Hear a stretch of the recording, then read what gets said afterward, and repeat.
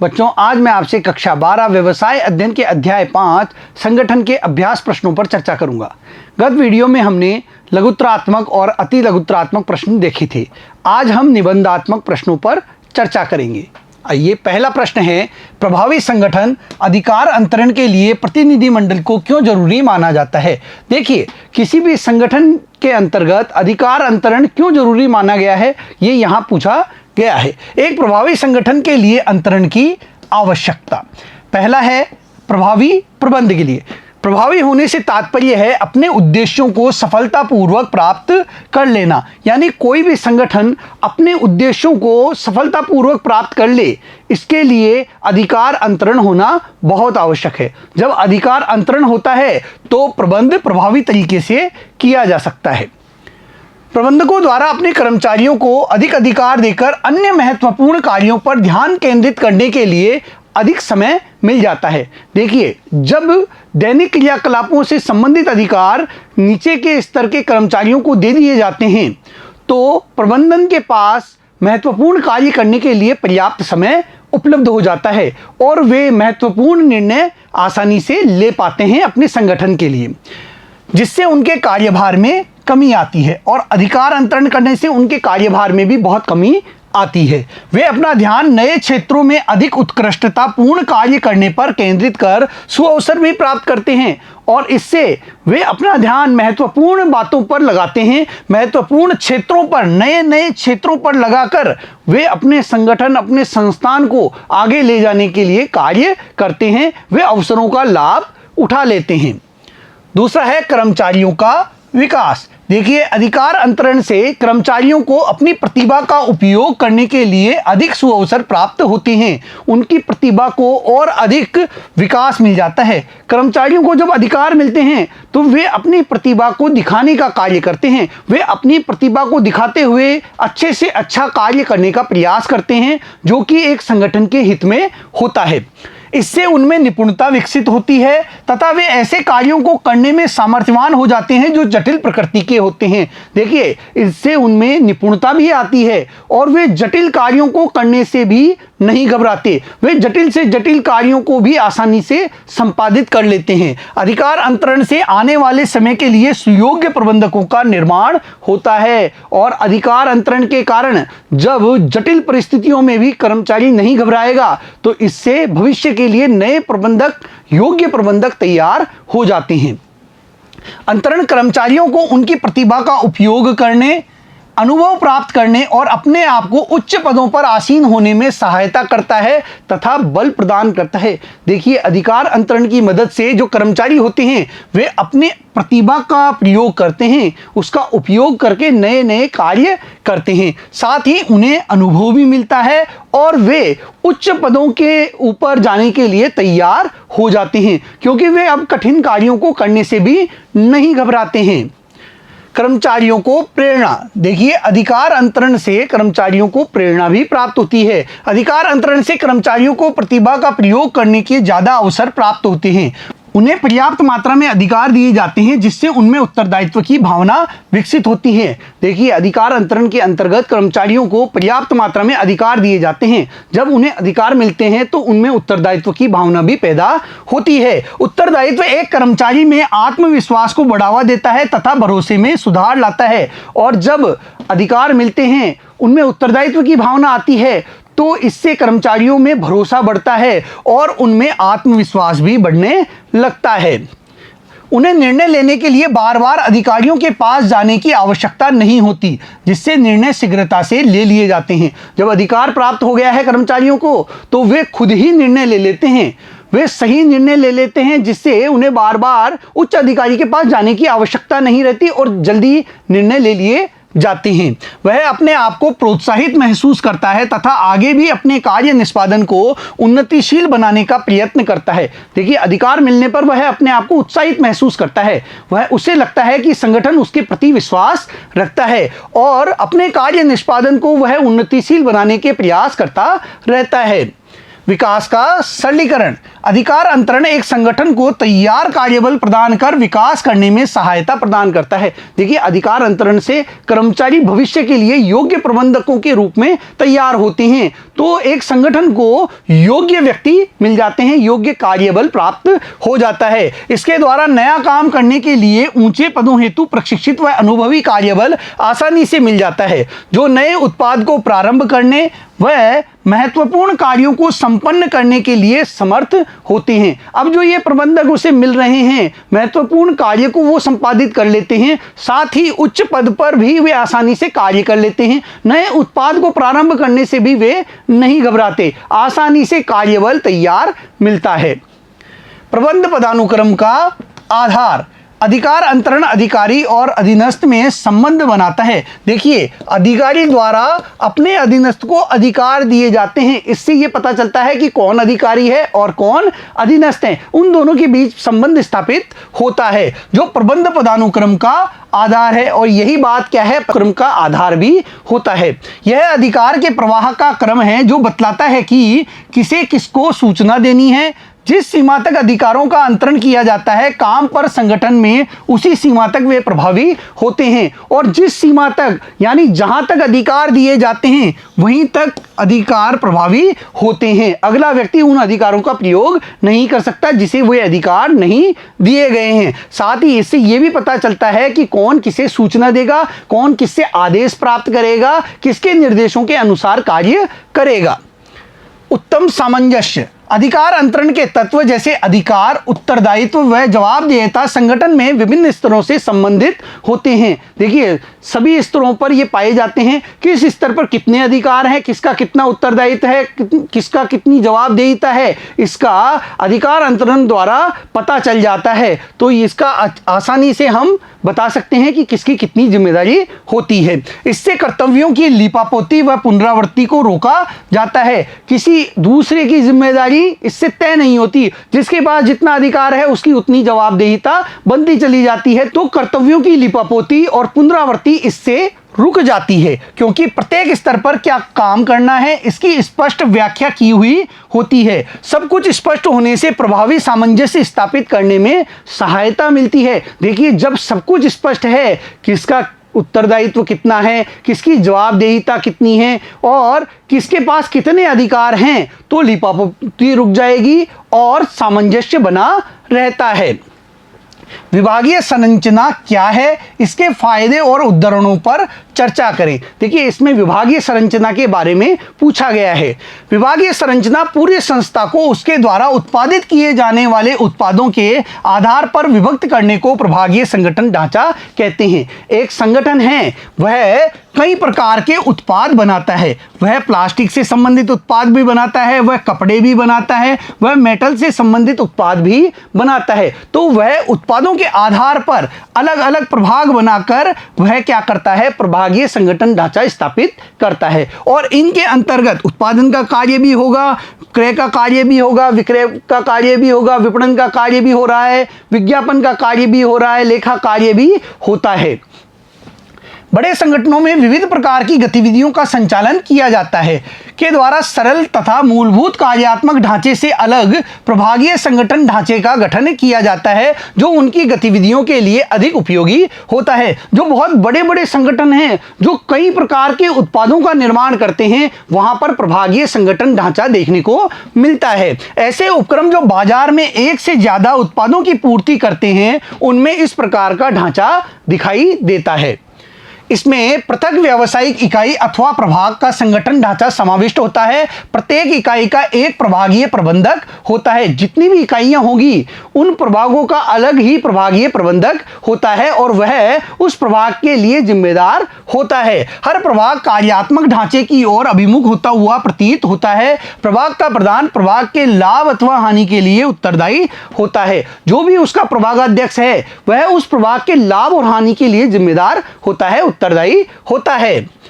गुण देखिए, प्रभागीय जो ये संगठन है, इसका क्या गुण है। पहला है प्रभागीय अध्यक्षों का विकास। इसमें प्रभागीय अध्यक्षों द्वारा उत्पाद विशेष से संबंधित उत्पादन के सभी कार्य देखे जाते हैं। देखिए, प्रभाग से संबंधित यानी अपने प्रभाग में जिस उत्पाद का उत्पादन किया जा रहा है, उस उत्पाद से संबंधित उत्पादन कार्य भी देखा जाएगा, उससे संबंधित विपणन कार्य के बारे में भी उसे नॉलेज होगी, उससे संबंधित क्रय से संबंधित भी वह जानकारी रखेगा, लेखा के बारे में भी वह जानकारी रखेगा, जिससे उनमें विभिन्न कौशल विकसित हो जाते हैं। यानी वह अलग अलग सभी बातों के बारे में जानकारी रखता है तो कई प्रकार के कौशल उसमें उत्पन्न हो जाते हैं। उनकी उत्पाद विशेषीकरण में प्रवीणता विकसित होती है, जिससे वे उच्च पदों पर पदोन्नति के लिए तैयार हो जाते हैं और वे उच्च पदों के लिए अब तैयार हो जाते हैं पदोन्नति पाने के लिए। दूसरा है, प्रभाग के परिणामों को आंका जा सकता है। प्रभाग का अध्यक्ष लाभ व हानि के लिए जिम्मेदार होता है। प्रभाग के आधार पर इसकी गणना आसानी से की जा सकती है। हर प्रभाग के आधार पर उसके लाभ और हानि की गणना आसानी से की जा सकती है। इससे प्रभागाध्यक्ष के कार्यों का मूल्यांकन भी आसानी से किया जा सकता है। इससे कार्य निष्पादन गणना को सही आधार मिल जाता है, उत्तरदायित्व तय होता है। प्रभाग का कार्य सही नहीं होने पर सुधारात्मक कार्यवाही भी की जा सकती है। यदि प्रभाग का कार्य सही नहीं है तो सुधारात्मक कार्यवाही करके उसमें सुधार लाया जा सकता है। जिसका उत्तरदायित्व है यह भी तय किया जा सकता है। शीघ्र निर्णय, प्रभाग के स्वतंत्र इकाई होने के कारण प्रत्येक प्रभाग का प्रबंधक स्वतंत्रता पूर्वक शीघ्र निर्णय ले सकता है। प्रभागाध्यक्ष अपने आधार पर अपने प्रभाग से संबंधित निर्णय ले लेता है, इससे निर्णय जल्दी हो जाते हैं। इसमें पहल को प्रोत्साहन मिलता है और पहल क्षमता को इसमें प्रोत्साहन भी मिलता है। विकास एवं उन्नति में आसानी, एक नए प्रभाग की स्थापना पर अन्य इकाइयों पर कोई बाधा नहीं आती और विकास तथा उन्नति के लिए सुविधाएं उपलब्ध हो जाती है। देखिए, किसी संगठन में अलग अलग 3 विभाग पहले से बने हुए हैं, प्रभाग बने हुए हैं 3। यदि वह नए उत्पाद को लेकर बाजार में आना चाहता है तो उसे नया प्रभाग स्थापित करने के लिए पुराने प्रभागों की किसी भी प्रकार की कटौती की आवश्यकता नहीं रहती। वह आसानी से नया प्रभाग स्थापित कर सकता है और उसको सभी सुविधाएं प्रदान कर सकता है। दोष, देखिए इसके कुछ कमियां भी है। प्रभागाध्यक्षों के मध्य संघर्ष की समस्या, कोषों के आवंटन को लेकर विभिन्न प्रभागों में झगड़े उत्पन्न हो जाते हैं। साथ ही प्रभागाध्यक्ष अपना प्रभुत्व स्थापित करने की चाह रखते हैं, जिससे भी उनमें संघर्ष की स्थिति उत्पन्न हो जाती है। संगठन के कोषों को लेकर भी इन प्रभागाध्यक्षों में झगड़ा चलता रहता है। वे चाहते हैं कि उपक्रम के अधिकांश कोष उनके प्रभाग को प्राप्त हों। इस बात को लेकर उनमें आपस में झगड़ा चलता रहता है, मनमुटाव होता रहता है।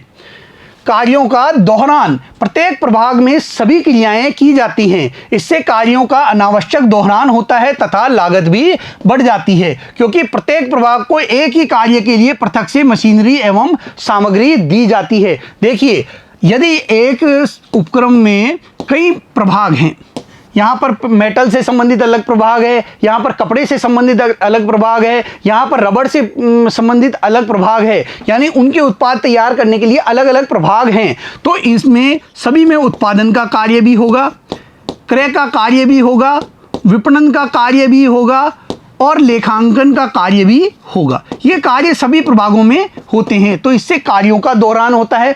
साथ ही उन सभी को सामग्री भी उपलब्ध कराई जाती है और धन भी दिया जाता है, इससे कार्यों का बहुत दोहरान होता है।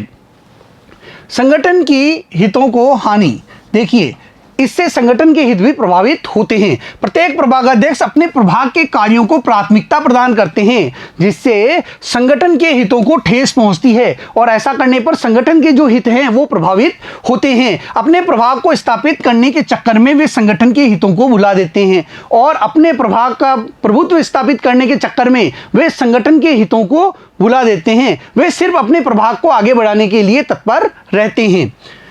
तीसरा प्रश्न है बच्चों, केंद्रीकरण और विकेंद्रीकरण के बीच अंतर करें। देखिए, केंद्रीकरण और विकेंद्रीकरण के बीच यहां पर अंतर पूछा गया है। कुछ बिंदुओं के आधार पर हम अंतर करेंगे।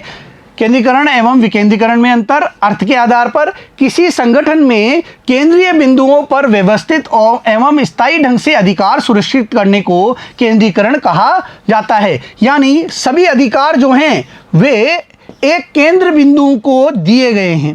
सभी निर्णय लेने के अधिकार, कुछ भी कार्य करना है उसका अधिकार किसके पास है? केंद्र बिंदु के पास है। तो वह व्यवस्था कहलाती है केंद्रीयकरण और यही अधिकार सभी में बटे हुए हैं। मान लीजिए ये अधिकार सभी में बटे हुए हैं तो यह व्यवस्था क्या कहलाती है? विकेंद्रीकरण कहलाती है।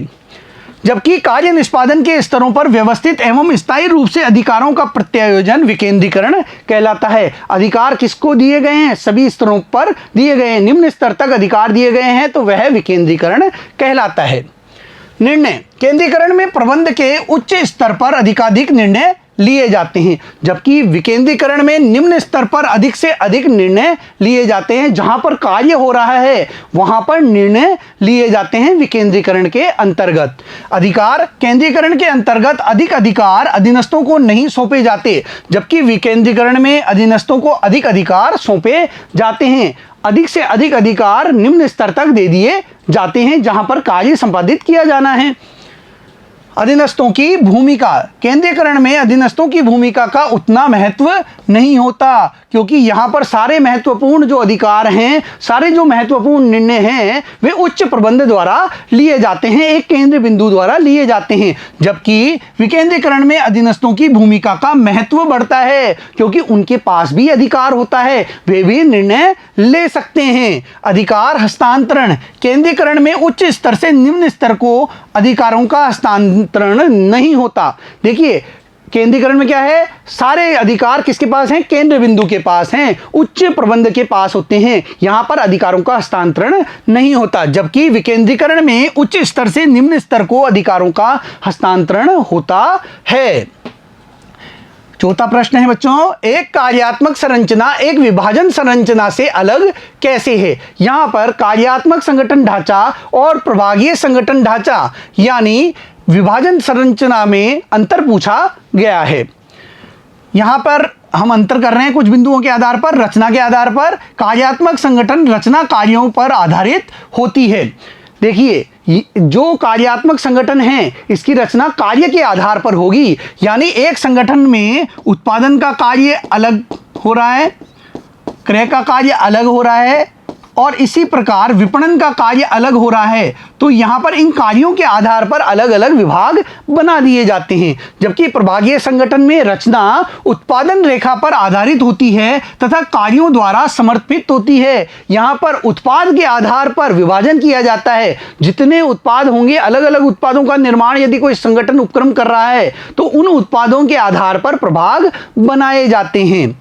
विशिष्टीकरण देखिए कार्यात्मक संगठन में कार्य विशिष्टीकरण पर ज्यादा ध्यान दिया जाता है, कार्य में विशिष्टता पर ज्यादा ध्यान दिया जाता है, जबकि प्रभागीय संगठन में उत्पाद विशिष्टीकरण पर ध्यान दिया जाता है। जिस उत्पाद के लिए निर्माण करने के लिए प्रभाग बनाया गया है उस उत्पाद से संबंधित विशिष्टीकरण पर ज्यादा ध्यान दिया जाता है। उत्तरदायित्व के आधार पर देखिए कार्यात्मक संगठन में किसी भी विभाग पर उत्तरदायित्व निर्धारित करना बहुत कठिन होता है। किसी भी विभाग की जिम्मेदारी तय करना यहां पर बहुत कठिन होता है, जबकि प्रभागीय संगठन में निष्पादन के लिए उत्तरदायित्व निर्धारित करना सुगम होता है। कैसा उत्पादन हो रहा है, किस प्रकार उत्पादन हो रहा है, इसका मूल्यांकन प्रभाग के आधार पर आसानी से किया जा सकता है, तो वहां जिम्मेदारी तय करना, उत्तरदायित्व तय करना बहुत आसान होता है।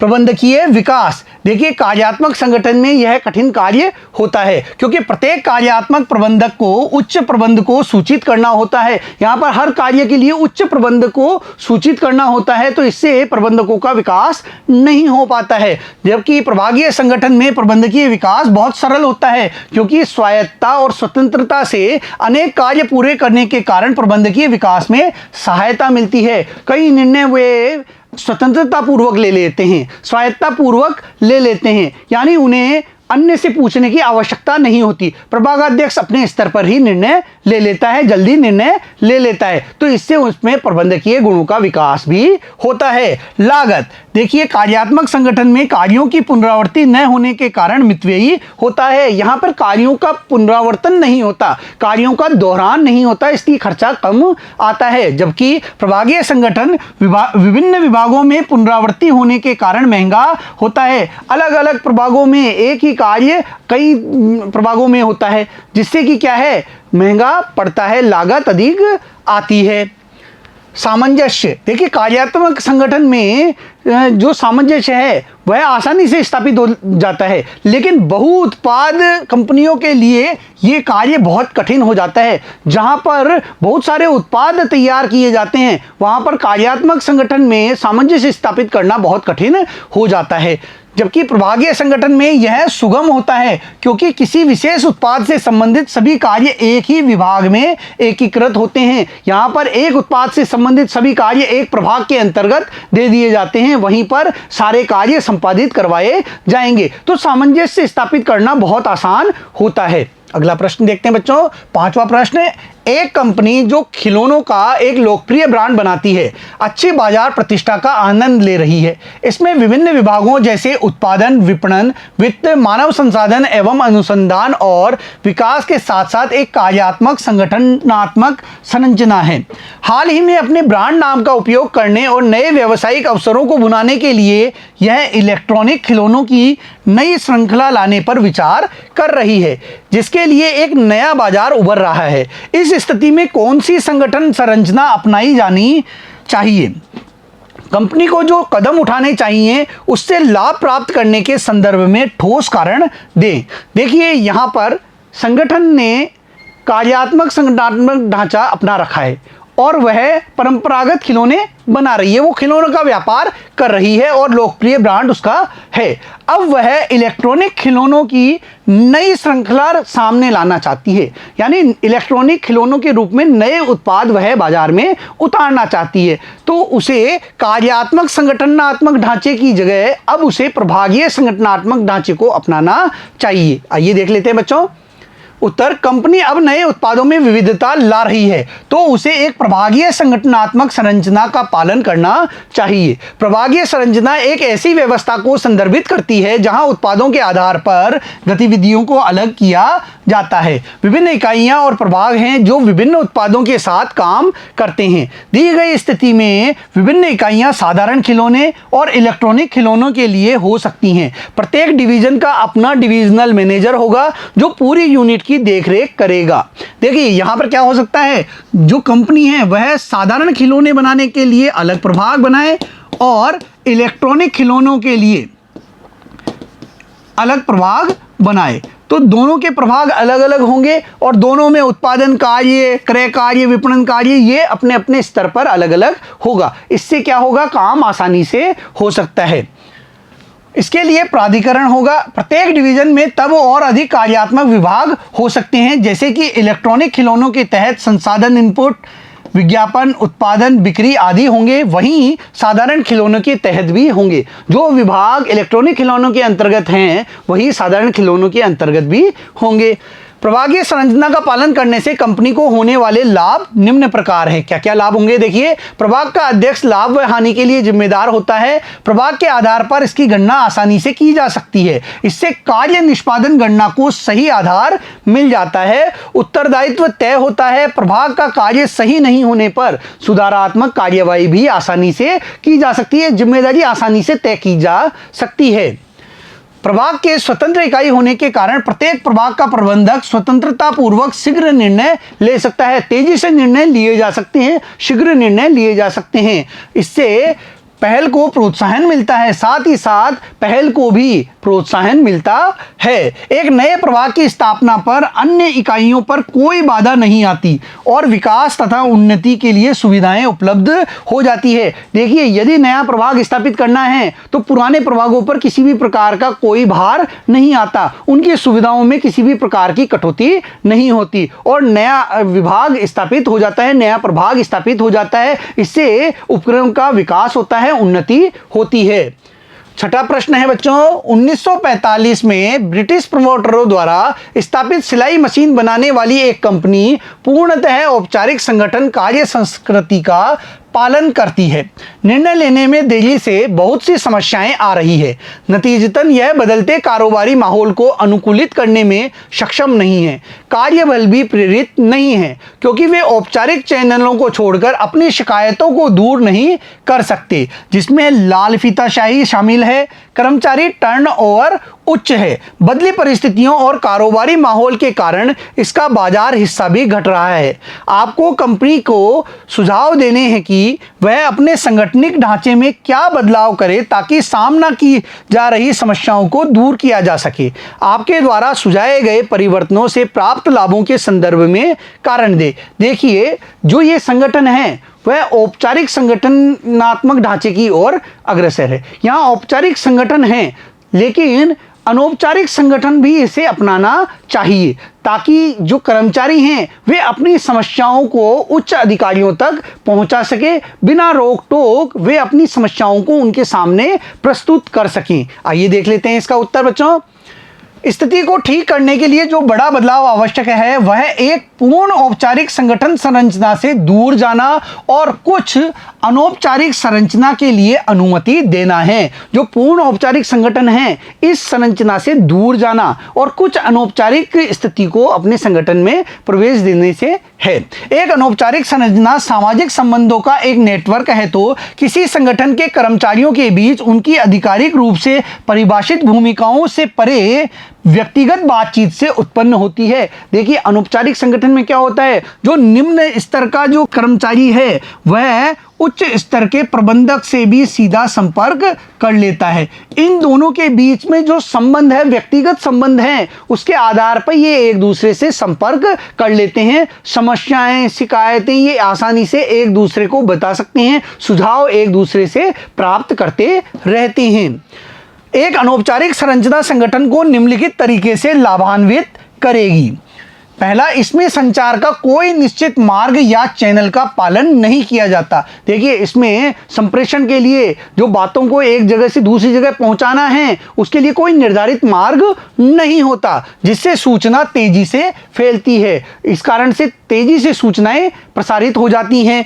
एक अनौपचारिक संगठन आधिकारिक रूप से परिभाषित भूमिकाओं से परे व्यक्तिगत संचार के लिए अनुमति देता है। यह अनौपचारिक बातचीत संगठन के प्रति और एक दूसरे के प्रति कर्मचारियों के बीच अपनेपन की भावना प्रदान करती है। देखिए इससे क्या होता है, एक दूसरे के प्रति लोगों में प्यार बढ़ता है, आपस में सहयोग बढ़ता है, उनके अंदर समन्वय बढ़ता है, साथ ही साथ अपनेपन की भावना भी बढ़ती है, जो कि संगठन के लिए, उपक्रम के लिए बहुत लाभदायक होती है। एक अनौपचारिक संगठन औपचारिक संगठन के काम का समर्थन करता है, जिससे बेहतर तरीके से संगठनात्मक उद्देश्यों की पूर्ति में मदद मिलती है। देखिए अनौपचारिक संगठन में जब अधीनस्थ अपने उच्च अधिकारियों से सीधे संपर्क कर लेता है तो वह अपने शिकायतों, अपने सुझावों का आसानी से आदान प्रदान कर लेता है। इससे संगठन के जो उद्देश्य होते हैं उनको पूरा करने में सहयोग प्राप्त होता है और यह एक प्रकार से औपचारिक जो संगठन संरचना है उसके सहयोग प्रदान करने का कार्य करती है। अगला प्रश्न है बच्चों, प्रश्न नंबर 7। सौंदर्य प्रसाधन विनिर्माण वाली एक कंपनी जिसने व्यवसाय में प्रतिष्ठित स्थिति का आनंद लिया है और अपने आकार को आवश्यकता अनुसार बढ़ाया भी है, का कारोबार 1991 तक बहुत अच्छा था। लेकिन उसके बाद नए उदारीकृत माहौल ने इस क्षेत्र में कई एमएनसी मल्टीनेशनल कंपनियों के प्रवेश को देखा। नतीजतन कंपनी की बाजार हिस्सेदारी में कमी आई। कंपनी ने अत्यधिक केंद्रीकृत व्यापार मॉडल का पालन किया था, जिसमें निदेशक और मंडल प्रमुख सूक्ष्म निर्णय तक लेते थे। 1991 से पहले इस व्यापार मॉडल ने कंपनी को बहुत अच्छी तरह से सेवा दी थी, क्योंकि उपभोक्ताओं के पास कोई विकल्प नहीं था। लेकिन अब कंपनी सुधार के दबाव में है। कंपनी की बाजार हिस्सेदारी को बनाए रखने के लिए कंपनी को किस संगठन संरचना में परिवर्तन करना चाहिए? आपके द्वारा सुझाए गए परिवर्तन कंपनी की मदद कैसे करेंगे? ध्यान रखें कि कंपनी एफएमसीजी क्षेत्र से है। यह उपभोक्ता से संबंधित वस्तुओं का निर्माण करती है। देखिए यह केंद्रीकृत व्यापार मॉडल को अपनाए हुए थी, लेकिन 1991 के बाद जब मल्टीनेशनल कंपनियां आने लगी तो इसे अपने संगठन के अंदर बदलाव की आवश्यकता महसूस हुई और इसे विकेंद्रीकृत संगठन प्रणाली को अपनाना चाहिए। एक बड़ा बदलाव जिसे अपनाने की आवश्यकता है वह है विकेंद्रीकरण की दिशा में एक कदम, यानी अपने संगठन में विकेंद्रीकरण को स्थापित करना। जैसा कि संगठन बढ़ रहा है वह पूर्ण केंद्रीकरण को बनाए नहीं रख सकता है। कर्मचारियों को संगठन के सुचारू और कुशल कामकाज को सुनिश्चित करने के लिए कुछ अधिकार और जिम्मेदारी दी जानी चाहिए। देखिए जहां केंद्रीकरण में सारे निर्णय केंद्र बिंदु लिया करता था, उच्च प्रबंध लिया करता था, लेकिन अब विकेंद्रीकरण में यह निर्णय लेने का अधिकार अधीनस्थों को दिया जाना चाहिए, ताकि उनमें जिम्मेदारी आए, उन्हें अधिकार प्राप्त हो, उनका उत्तरदायित्व उत्पन्न हो सके। इसके अलावा यह संगठन में त्वरित निर्णय लेने में सक्षम होगा और इससे क्या होगा, जहां काम होगा वहीं पर अधिकार अगर है कर्मचारियों के पास तो त्वरित गति से निर्णय भी लिए जा सकेंगे। विकेंद्रीकरण से संगठन को निम्नलिखित लाभ होंगे। विकेंद्रीकरण के साथ निचले स्तर के प्रबंधकों को पहल करने की स्वतंत्रता और स्वायत्तता मिलेगी। देखिए, इससे जो निम्न स्तर के कर्मचारी हैं उनको पहल करने और स्वतंत्रता से निर्णय लेने की उनकी पहल क्षमता बढ़ेगी, उनमें स्वतंत्रता और स्वायत्तता प्राप्त होगी उन्हें।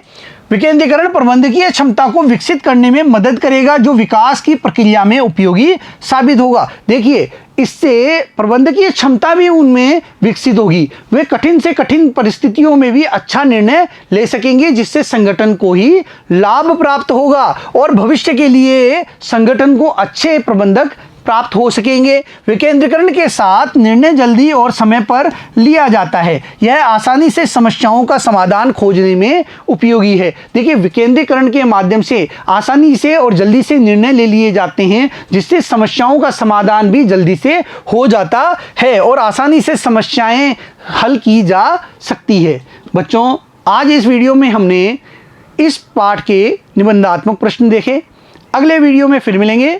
धन्यवाद।